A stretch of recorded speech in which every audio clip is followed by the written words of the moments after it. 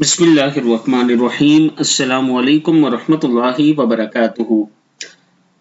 عابد راضی چینل کی طرف سے آج میں اپنے چاہنے والوں کو ایک بہترین عمل بتانے جا رہا ہوں۔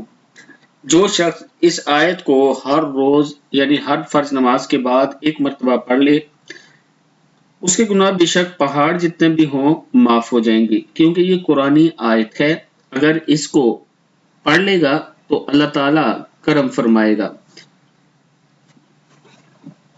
آیت کیا ہے؟ بسم اللہ الرحمن الرحیم۔ ربنا ظلمنا انفسنا وان لم تغفر لنا وترحمنا لنكونن من الخاسرین۔